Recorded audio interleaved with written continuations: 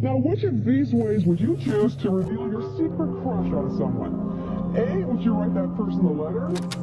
It's March 6th, 1995, as taping begins on an all-new episode of The Jenny Jones Show.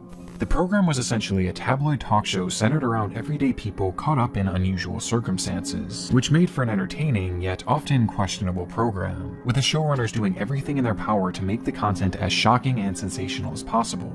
And this episode was set to be no different.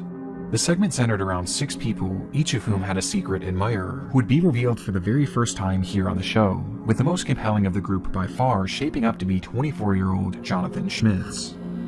Like the others, someone had a long-standing crush on Jonathan, but was too afraid to tell him. And upon hearing of this, Jonathan hoped in the back of his mind that it would be his longtime ex-girlfriend, who he had a newfound interest in marrying, though he was in for quite a shock. The twist in the episode was that Jonathan's secret admirer was actually a man named Scott Amador. The two were actually good friends, though Scott had never once mentioned having any sort of romantic interest in him, due to the fact that Jonathan was straight, and had never given any sort of indication otherwise, setting the scene for what was surely going to be a shocking reveal. A reveal that the crowd just couldn't wait to see. B, would you tell the person in private in case he rejects you? Or C, would you tell that person that you're gay and you hope he is on national television?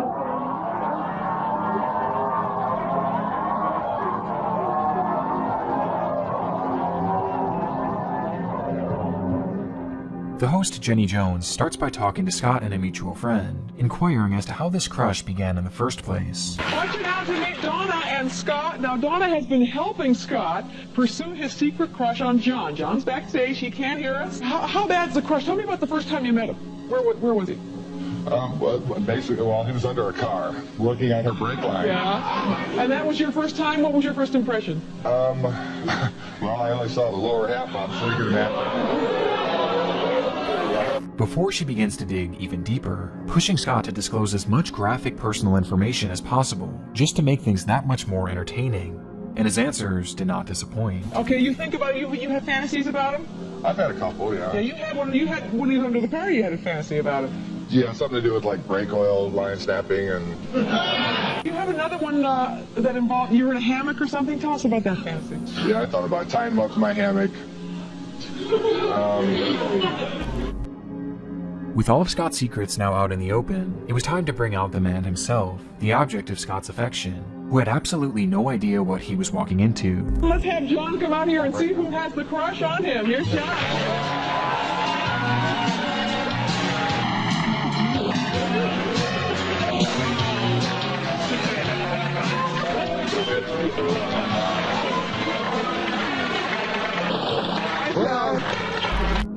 This was the pivotal moment of the show, the big reveal, and perhaps overcome by the excitement of the ratings that she assumed this would bring her, Jenny Jones could hardly wait to blurt out who Jonathan's admirer truly was. Did you think Donna had the crush on you? Did I? No, we're good friends. Well, guess what? It's Scott that has the crush on you. You lied to me. Jonathan's reaction was certainly one of shock, but the host wasn't quite satisfied, having one more trick up her sleeve in order to garner an even stronger reaction, as she gives the producers the cue to replay Scott's segment, where he discussed his fantasies in depth. Before we talk, take a look at, we'll show a little playback of what Scott said about you. John, take a look at that monitor. Right here? It entails like whipped cream and champagne and stuff like that.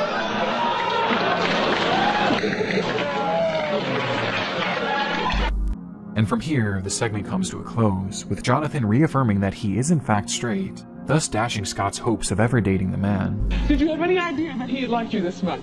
No. Can you tell us what your status is? Are you involved with anybody, or? No, but I am definitely heterosexual, I guess you would say. Leaving the two to head off stage and deal with the messy aftermath of a revelation like this, done on a stage like that. But despite the obvious awkwardness, it actually seemed like both parties took it pretty well, with Jonathan even taking Scott out for dinner that very night to smooth things over, where he again stated that he was flattered but just not interested.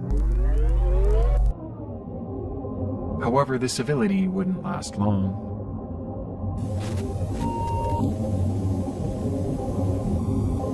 Man, Mike, just, I think I just got him in. Okay, calm down, okay? Okay, why did you do that?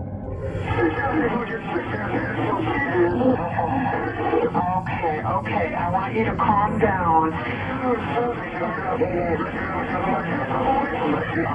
Okay, the gun's in the car. Okay, I want you to try to calm down. Okay, can you tell me again why you shot the man?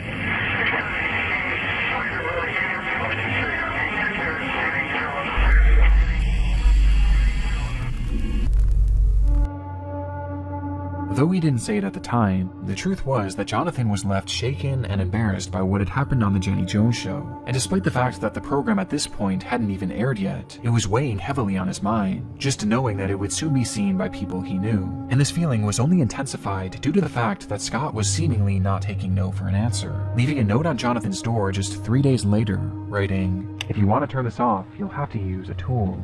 It takes a special tool." This note was his breaking point. The moment Jonathan read it was the moment he made his mind up. He was going to kill Scott Amador.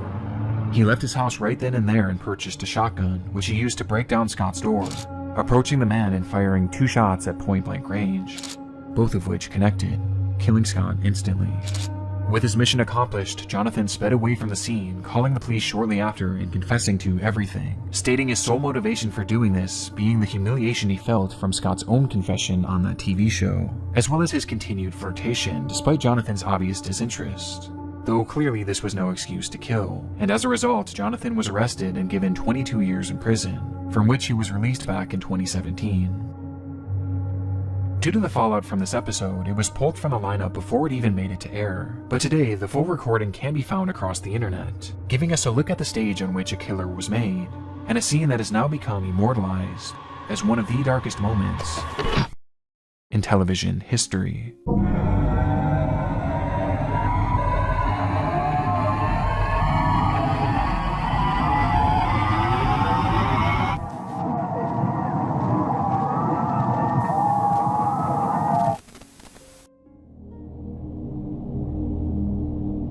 7月4号的晚上，一家人正常入睡。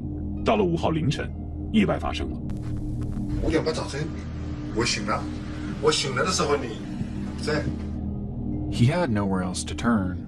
It had been 11 long excruciating days since 55-year-old Shu Guli had last seen his wife, Lai Hueli, who had vanished from their apartment in the dead of night. So now, desperate for help tracking her down, he took to the local news stations, putting out a public plea for any information that could help bring her home. Her disappearance occurred on the 4th of July 2020, which also happened to be their daughter's 11th birthday. To celebrate, Shu made the family a special meal, including his daughter's favorite, meatballs, cooking the entire recipe from scratch, even grinding the beef at home. The dinner was supposedly a success, and to finish things off, Lai and her daughter enjoyed a tall glass of milk poured by Shu before the family turned in for the night. Hours later, in the dead of night, Shu woke to use the restroom, and upon getting back into bed, he briefly watched his wife as she was sleeping peacefully next to him, before he fell back asleep. He would never see her again. 24 hours later, Lai Hueli was officially reported missing, and a full-blown investigation into her whereabouts was launched, which is where things begin to get strange. When police searched the apartment complex, they noted a large number of security cameras positioned all over the property, both inside and outside of the building, making it all but certain that Lai would be seen in the footage at some point leaving the apartment, which would at least give investigators a timeline as to when she left. The footage first shows Lai and her daughter taking the elevator up to their apartment at 5:04 p.m., which was presumably right before their meal. From there, over 6,000 hours of footage would be reviewed frame by frame, though strangely, Lai was never pictured again. To investigators, this was impossible. The cameras covered every single possible exit, and it was shown that not a single route would have made her completely undetectable to them, which quite simply meant that she could not have left the building. She had to be somewhere inside. And so they searched everywhere in that complex, from the unit she lived in to the AC vents, the water tanks, storage units, everywhere. Though still, they found nothing. Lai was gone, but at the same time, she clearly hadn't left. It was no wonder why Shu felt so helpless in the situation, and fearing that they were reaching a dead end, he began what essentially became his media tour, as he attempted to get as many eyes as possible onto the case in order to help find his wife. 许先生说，7月5号凌晨12点半，他起床上洗手间的时候，妻子还躺在身边，到了清晨5点半，床上就只剩下他一个人。我也没在意，对吧？您当时为什么没在意？发生这些很正常。之前有没有发生过这种情况？没有。因为你要人嘛，我的生活嘛，我老婆什么时候回来到底？是我都不知道。现在我把女儿叫起来了，因为女儿在隔壁嘛。叫起来问她笑，我说你妈妈有没有看到？她说没看到。我当时也没怎么在意，反正早上一出去就是继续自己的事情。These media appearances began to happen numerous times a day across essentially any station that would allow him on. Though even when this failed to garner any leads, he kept the pressure on the public, this time by announcing a reward of 100,000 yen for anyone with information that could help lead to her discovery. Meanwhile, investigators kept digging, searching the area again and again, but still, it just wasn't adding up. There was no way out of that building that hadn't been thoroughly checked over. Well, except for one. In what was likely a last-ditch idea, one of the investigators had a hunch that they should check the community's septic tank, as that was really the only place that hadn't been thoroughly picked over yet. And so dozens of trucks moved in to sift through weeks of raw sewage. They searched for 25 hours within the grime, filth, and unbearable stench, until they found something. It was an unusual gooey mass that no one could seem to identify, and wanting to know more, they brought the substance back to the lab for testing, only to discover that they had essentially just solved the case. They had found Lai. Or at least what remained of her. Despite the story Shu had told investigators and the media, things didn't actually happen the way he said they did on that fateful night. Instead, the couple had actually gotten into an argument after Shu had cut his hand while preparing the meatballs, to which he blamed his wife for the injury, causing the two to have a verbal spat.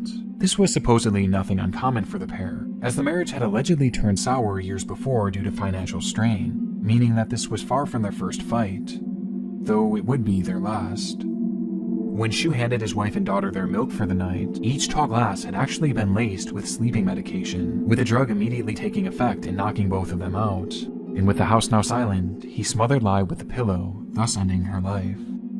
But if this was the case, then how did she end up in a septic tank? Well, Shu had a plan. He had previously purchased several large butcher knives, which he used to cut his wife into smaller pieces. However, this still wasn't enough for him, as he wanted to make sure that every trace would be discarded in the most effective way possible.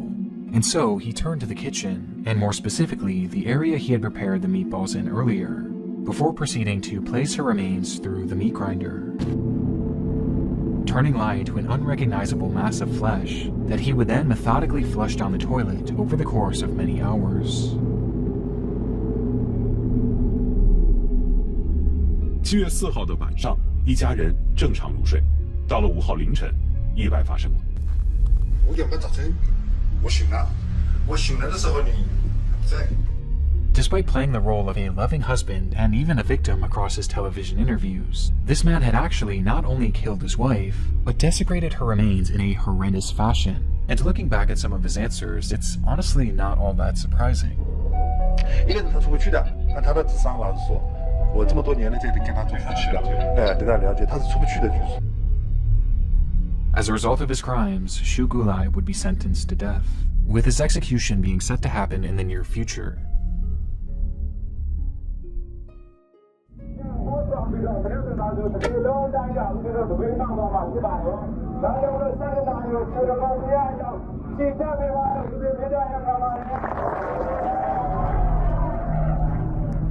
September 27th, 2007, cameras document an unfolding protest in Yangon, Myanmar, as thousands of people take to the streets to express their displeasure with their government.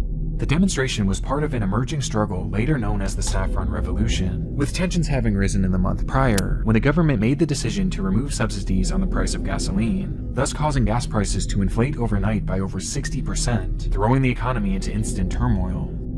In response, this Saffron Revolution began, which was largely spearheaded by the monks of the region, who all preached a peaceful protest, believing that the government would soon come to its senses when they saw that their citizens were unified against them. However, the government showed no signs of letting up. In fact, on this day, they had actually begun taking offensive measures, going as far as to arrest hundreds of monks in response to their picketing. For the residents, this display was shocking, as they struggled to understand how their own government could jail these religious figures. But they had no idea just how much crueler they could get.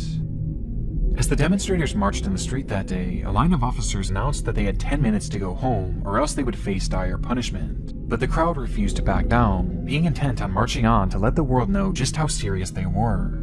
And with neither side willing to budge, the officers began to fire their weapons, first into the air as a warning, and then directly at the protesters.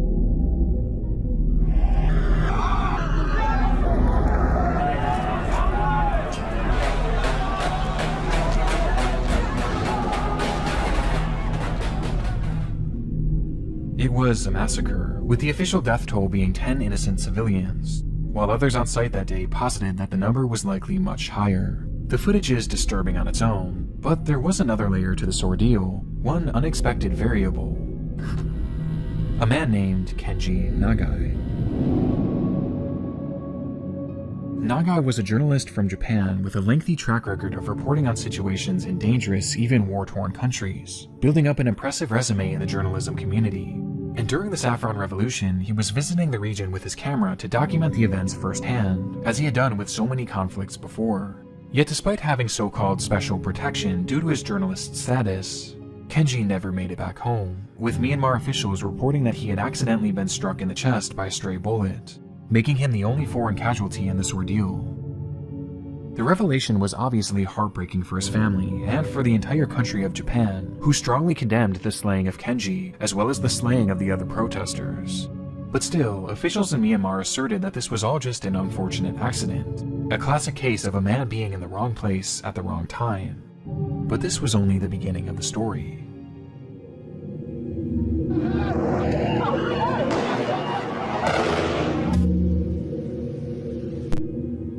Days later, the Japanese media would receive a video recording of the bloodshed that occurred on that notorious day, when the streets of Yangon turned into a one-sided battlefield, and the contents were alarming to say the least.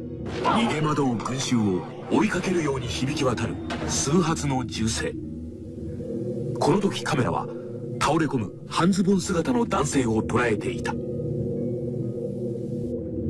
The footage shows a crowd of people desperately running for their lives, when in the corner of the frame you could see a man dressed in white, holding a camera as he falls to the ground. It was Kenji Nagai, and he hadn't tripped or even been shot at this point, but instead, he was seen being pushed by a soldier who now pointed his weapon at the man who was now lying helplessly on the ground, and fired a shot directly into his chest, leaving him there to die. Following this, a separate photographer on the scene managed to capture an image of Kenji moments after the attack, and in the photo, Nagai was still holding onto his camera, documenting the carnage around him, as he laid there bleeding to death, having taken a bullet directly into his heart. The revelation was shocking for a few reasons. Most obviously, it disproved the initial claims that Kenji Nagai had been shot by a stray bullet, as this was clearly and quite literally an execution. But it also showed the entire world these harrowing yet inspiring images of a fearless, passionate journalist who continued documenting the battle around him, even as the life left his body, with his corpse being shown minutes later still holding onto that camera. Which leaves us with one burning question. What happened to that camera? Kenji Nagai had quite literally given his life to capture the images on that device, and with the man being so close to the action, it was likely that whatever was on that camera was incredible, and perhaps even showed his execution up close, which could give more details about how exactly his passing came to be. Yet when his body was returned back to his family in Japan, that camera was nowhere to be found, despite it being in his hands when he passed. Had it been left behind? Was it destroyed in the carnage? Well, it wouldn't take long for these two questions to be answered, as more footage of the event would soon emerge, again on Japanese television. The clip appeared to show one of the soldiers responsible for Kenji's death going in and physically prying the camera from the dead man's hand, and from that point on, it had never been seen again. And with that, one of the most unique lost media searches of all time was underway. And this wasn't an example of lost media that's better off staying lost either, as Kenji's own family was desperate to get this camera back in order to showcase his final images to the world. And so they put out various requests, pleas, and even started a petition begging the government of Myanmar to turn the camera over, assuming that they were the ones who held it in their possession. Though despite the immense public pressure throughout the years, nothing ever came of their pleas. In fact, not only did the Myanmar government refuse to give it up, but they continued to assert that Kenji's death was nothing more than an innocent accident. And for many years it would remain this way. Until out of nowhere, a full decade and a half later, I, Chuck, will officially hand over the camera.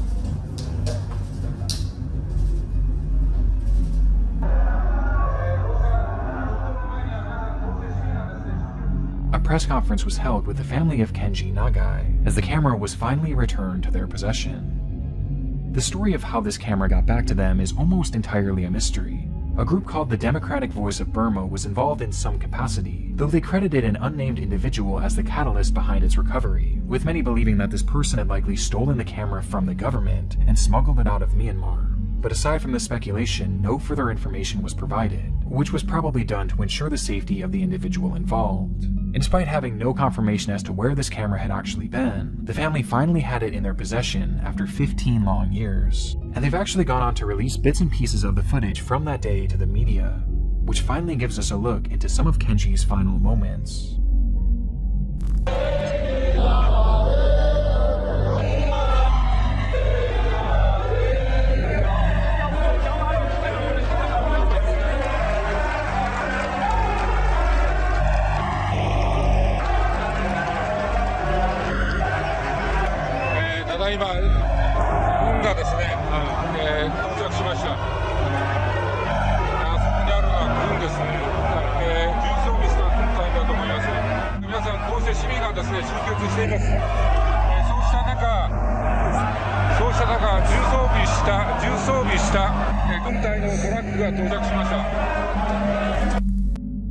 Moments after pointing out the military that had moved in to quell the protest, Kenji was executed by one of those very soldiers.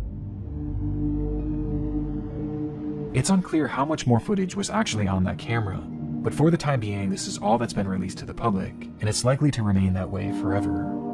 Today, his family hopes that this footage will help highlight the fact that the problems in Myanmar are actually still very prevalent, with the civil unrest continuing to lead to the deaths of hundreds, even thousands of people per year. As for many of the citizens, the battle rages on. Though in a somewhat poetic fashion, the recovery of Kenji's camera actually brought the situation back into the news cycle, meaning that even after his death, Kenji Nagai continues to make a difference.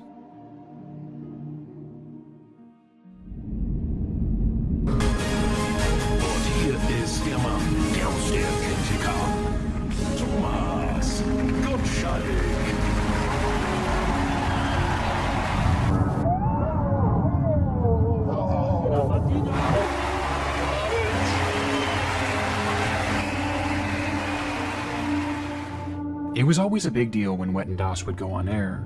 After all, it was far and away the most popular show in all of Europe, drawing in millions of viewers to see what crazy segments the show would come up with. The premise of the show was that the contestants were given various unusual challenges that they would attempt to complete in front of a live television audience, with these challenges always being somewhat tailored to the contestants' lives. Though these silly challenges would usually be contrasted by someone attempting something a bit more daring, with these stunts often being reserved for people with some sort of special training beforehand to assure that they were physically and mentally up to the task in order to avoid injury. The show was very intriguing, with an air of fun and danger all rolled into one, as you never really knew what you were going to get when you tuned in, leading to their program polling roughly 20 million viewers per episode at its peak, which was also helped by the A-list celebrities that often made appearances. And on December 4th, 2010, the lineup was particularly stacked, with Cameron Diaz being featured as well as Justin Bieber, who was set to perform in front of the millions watching at home. But first, things would start off with a stunt performed by 23-year-old Samuel Koch. Samuel was a stuntman and actor in training, already having one stunt credit to his name and a vast amount of training under his belt, making him the perfect candidate to perform something more dangerous and physically demanding. With this in mind, Samuel was given the task of jumping over 5 moving cars, each of which progressively getting longer and harder to clear. And in order to help make things a bit easier, he was given spring-loaded boots, or kangaroo shoes, which would allow him to jump higher. The stunt was right on the border of Samuel's capabilities, as during his practice runs he was just able to clear most of the vehicles, though not without falling multiple times, making it a true challenge, which was what the show was all about. And at Samuel's request, his segment would open the show, with his mother watching from the stands, having a microphone attached to her, ready to capture her reaction. It's a Dennis timing.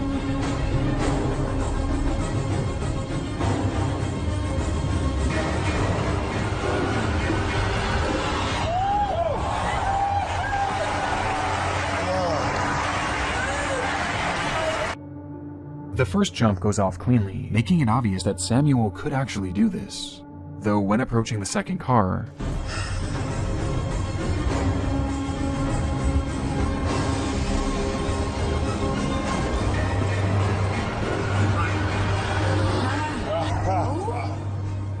Samuel bails out, feeling as though something wasn't quite right with his approach.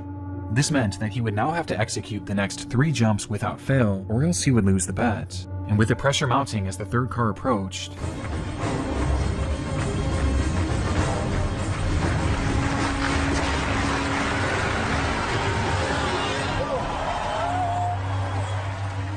he nailed it, leaving him just 2 jumps away from winning the prize. Though waiting for him inside that 4th car was a surprise. The drivers of these vehicles weren't just employees of the show, they were actually people Samuel knew, all of which had been good friends of his up until this point. But for the 4th car, with the pressure already on, it would be his own father behind the wheel. They both look at each other from afar as Samuel raises his hand and his father raises his back, as the two begin towards each other.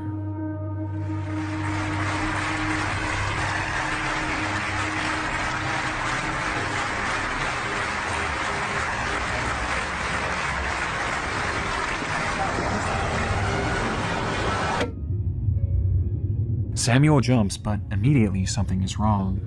He's just a bit too low, causing the back of his head to make contact with the windshield. From the footage, it looks like just a graze, so insignificant that you might miss it. But in reality, it's believed that in this moment, Samuel hit his head in such a way that he was knocked unconscious, leaving him in the air with no way of sticking his landing.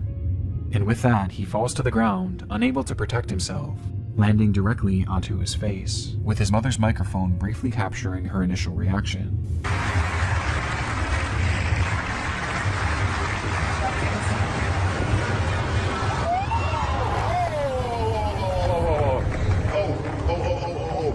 Wie geht's an? Nein. Sofort den Arzt, bitte. Sofort ein Arzt. The camera cuts to one of the judges, whose face tells us just how bad the scene is. Samuel isn't moving and is totally unresponsive. Even as his mother runs from the stands to comfort him, he doesn't move an inch. Even worse, the program was beloved due to the fact that they aired no commercials. It was a live feed for as long as 3 hours, meaning that they had no commercial break to cut to. And remember, this was the very first segment.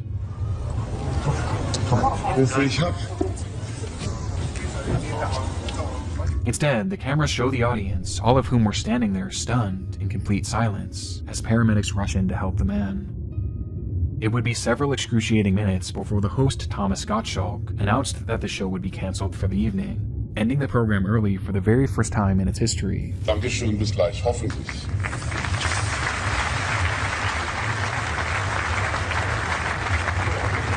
With the host being so shaken by what he had witnessed that he resigned immediately after the show. The good news was Samuel was alive, though he was in rough shape. 2 of his cervical vertebrae had been fractured and his spinal cord was badly damaged, which left him fully paralyzed from the neck down, turning him instantly into a quadriplegic. And what makes the situation that much more depressing was that, again, his father was the one driving, likely leaving him with unimaginable guilt, despite the fact that it clearly wasn't his fault. But despite this awful tragedy, Samuel's story is actually quite inspiring in the end, as he's gone on to become a successful actor, and even has a credit as an assistant director, taking what was quite possibly the worst hand he could have ever been dealt with, and going out there and achieving his dreams regardless.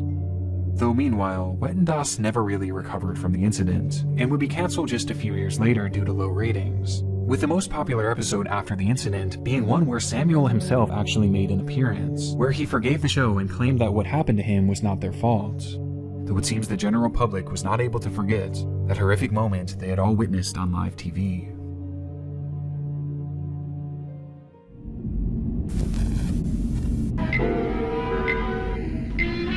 There's one magical, haunted evening each year when all the scary creatures come out to prowl through every neighborhood.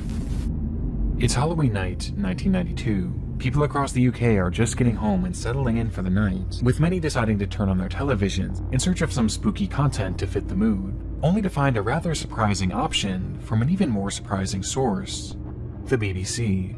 They were airing a new special called Ghost Watch, a daring mission that followed famed BBC presenter Michael Parkinson and a team of reporters as they aimed to capture definitive proof of the existence of ghosts. And to add another layer of tension, they would attempt to do so live on TV. At the time, this was extremely unique, especially for the BBC, which was known to be one of the most trusted news stations in the UK.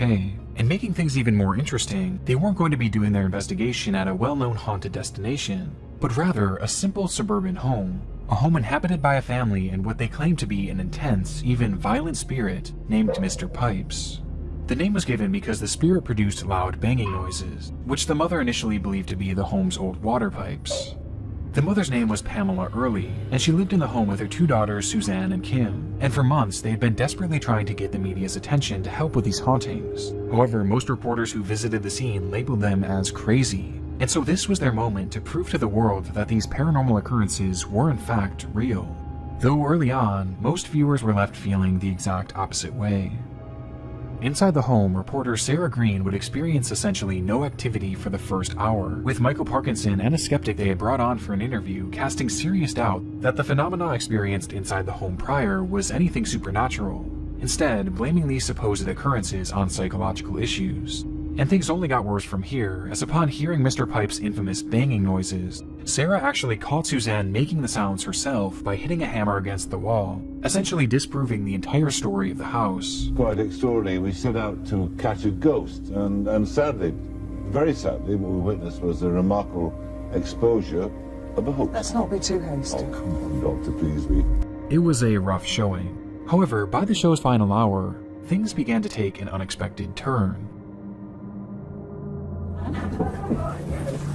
Suzanne, are you okay? It's all right, love. Don't get upset, love. Your mum's here. Oh, dear God. Oh. Suddenly, the show cuts to Suzanne, who is lying unresponsive in her bedroom, completely covered in scratches, thrusting the broadcast into utter chaos. You will stay. What's that? Where are we going? Just outside. Where are we going? As they rush to help her, loud banging noises emanate from all across the home, despite the fact that everyone was now accounted for. It was horrifying, and made even more so as the camera shows Suzanne hiding behind a couch. Susie.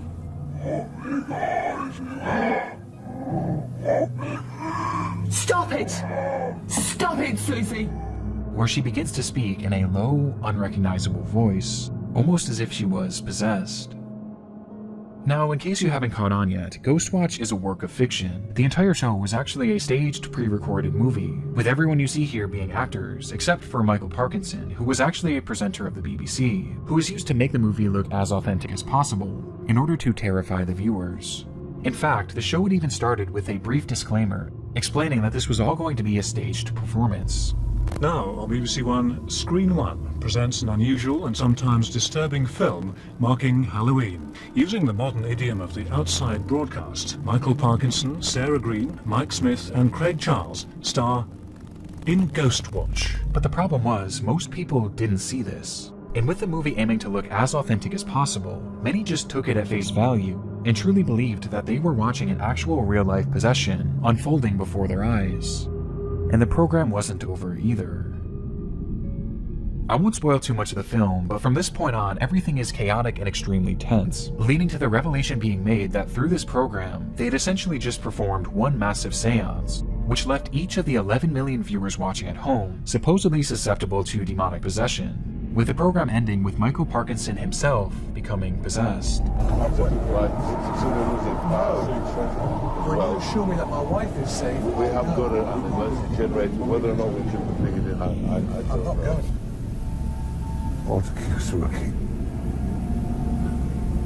Round and round the garden, like a teddy bear. After which the camera shuts off and Ghost Watch comes to an end. The program immediately caused widespread panic, with the network receiving over 30,000 phone calls that night, most of which coming from horrified viewers. Even Parkinson's own mother phoned the show in hysterics, as she genuinely believed her son had been possessed and potentially even killed.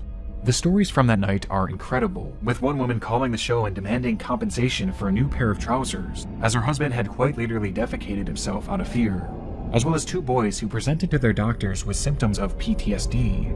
It was complete and utter madness. But of all the reactions to Ghost Watch, one individual took it the hardest. Among the 11 million viewers watching was an 18-year-old named Martin Denham, who was tuning in from his family's living room with his parents and younger sister. As the show progressed, Michael began acting strangely, curling up into a ball and becoming unresponsive. All the while, his eyes stayed locked on the screen, watching these horrific events unfold, with his family describing it as if he had been hypnotized. Now, Martin did suffer from a learning disability, which apparently affected his behavior at times, but this was something entirely new.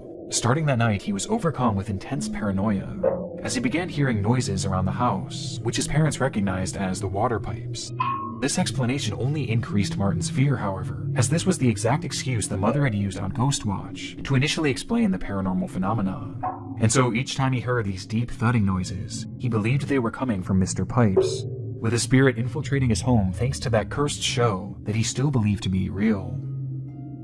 Over the next few days, Martin refused to spend any time in the dark, and even asked to switch bedrooms as he believed Mr. Pipes was hiding in his walls. But nothing could alleviate his panic. It was all just too much. 5 days after Ghostwatch aired, Martin Denham would end his own life, leaving behind a note that read, "Please don't worry, if there is ghosts, I will now be one, and I will always be with you as one."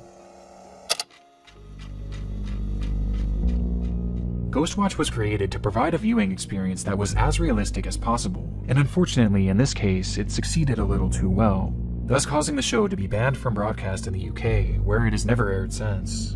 Though today, you can still find the full movie across various streaming services, where despite the terrible, unfortunate tragedy that entailed, it's still renowned as an integral part of horror history, while simultaneously being remembered as one of the darkest moments in television history.